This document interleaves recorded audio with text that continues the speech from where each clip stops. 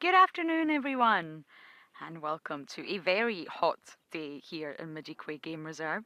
The sun is out, the wind has died down, and it's been a very pleasant afternoon. He's had way too much coffee today. Anyway, good afternoon. My name is Lauren. You already know who is on camera.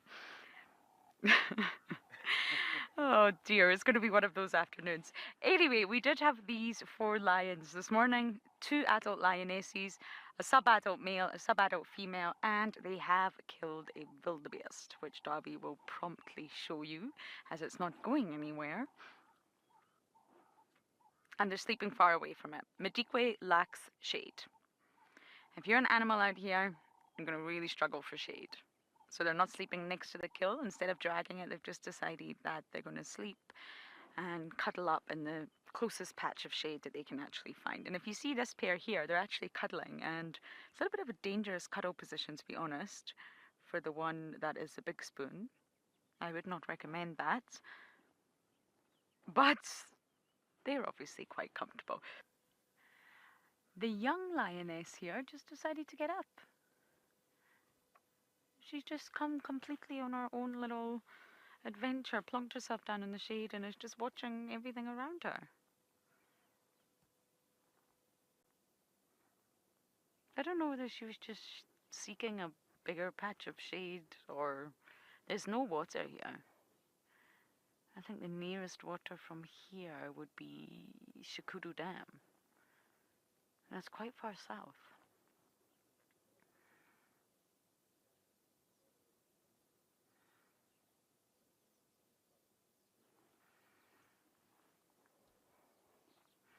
My goodness, what is she up to?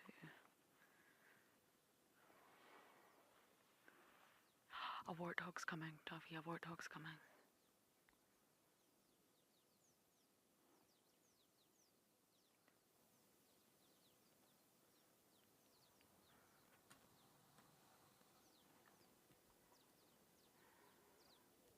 It's there, it's there.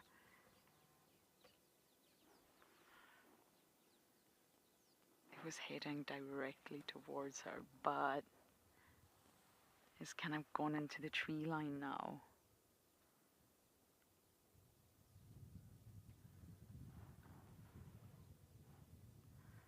Oh my goodness, well there you go, Philip. She's just answered your question. I don't think this is realistic.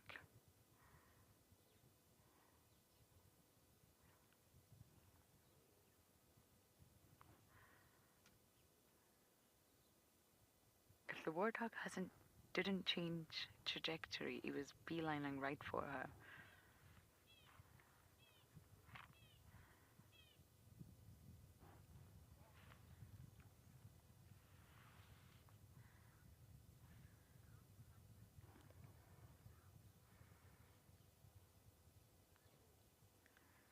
Danny, I know. You can't stop your natural instincts no matter how fool you are. I can't see the warthog anymore. You know, Davi and I watched lionesses do this in Madikwe before. They killed a warthog, two lionesses, and then once they killed the warthog, moments later they just killed an impala. And then they left, both dead animals. Warthog's running. You see the dust? Okay, I think the warthog realized something was wrong there.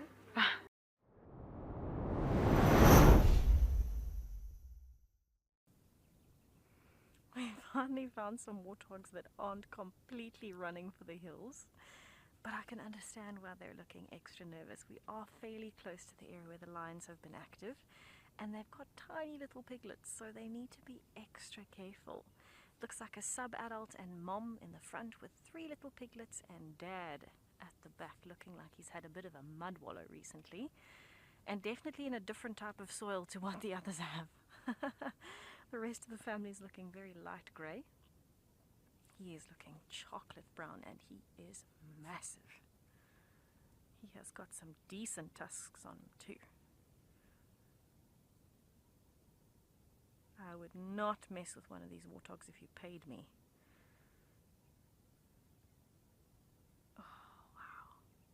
shame. You can see they don't really know where they want to go. I'm sure they can smell lions at every turn at the moment, which is why they're sticking to the clearing. They want to make sure they don't accidentally run into someone.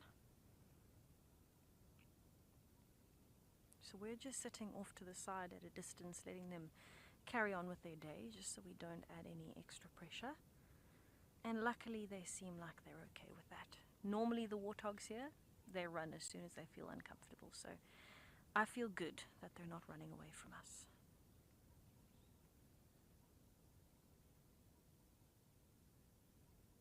It looks like Mom who's the most nervous, actually. She's the one right at the back behind the piglets there. She definitely looks more cautious than Dad, and he's just kind of following on from her. You can see she keeps stopping and checking. She's making sure her piglets don't walk into the open jaws of a lion. Wouldn't be the best day. And Dad's just following on from her. He's copying her body language. Oh, be careful going that way. That's the way the lions were.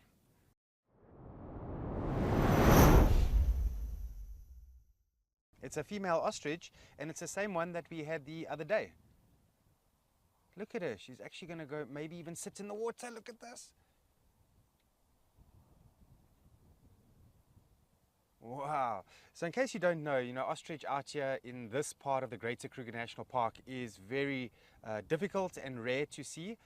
And I'm not sure why she's alone. More than likely we can point towards her being separated by predators at some point, and she sort of fled into this area. And she's finding a way to survive. But ultimately she's going to need to sort of roam around again, I'm sure, to try and find, a male, because ultimately she'll like to breed.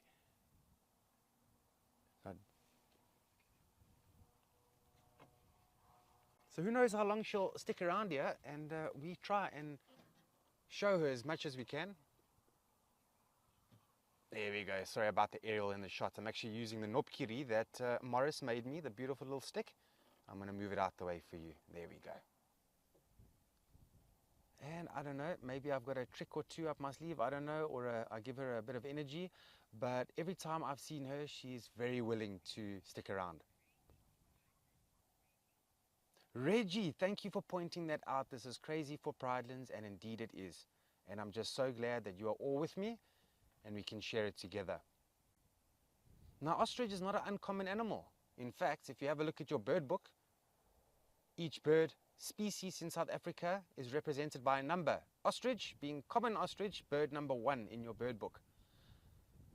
But now, as you've all pointed out quite clearly, out in this region of the Greater Kruger National Park, a lot of predation, and also, remember, not giraffes, ostrich are very habitat specific. Oh, she's going. There she goes. Look at that. Look at those feathers, hey?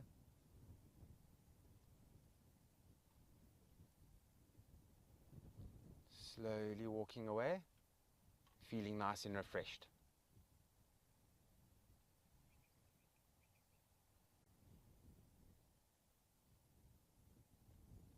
Very nice. That was a good view of the ostrich doing what she would do on a nice hot day to cool down.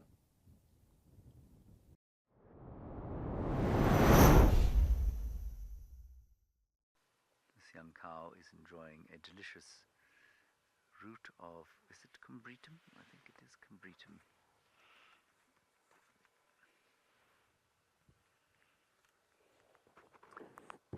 Angela, all African elephants have two finger-like tips on the ends of their trunks, including the forest elephant, Loxodonta cycloides.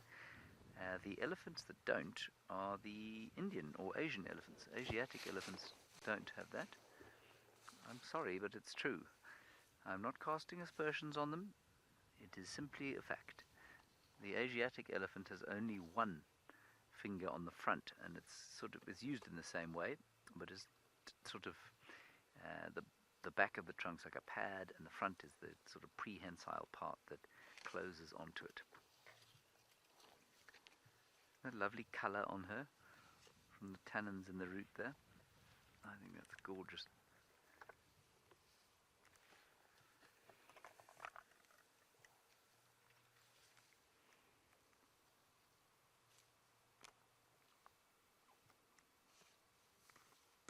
Absolutely stunning.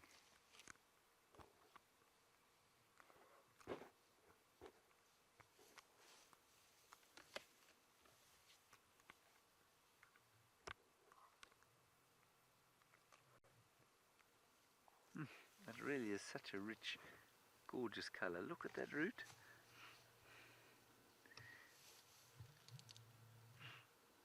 And it's the kind of outer section of the root that she's going for. It's not necessarily the entire root, like you and I might eat a carrot or a turnip, or, God forbid, a parsnip.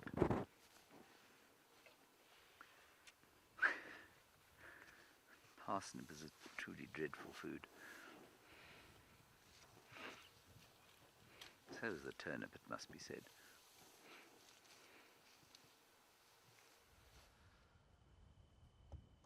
But yes, good luck to these impalas. I'm hoping that they all stay safe around here on this big open clearing. Hoping that they all see tomorrow's sunrise. But yes, once again, thank you to everybody for sending us amazing questions and comments this afternoon. It's always nice and entertaining and exciting to listen to everybody and what you want to see and what you've got to say.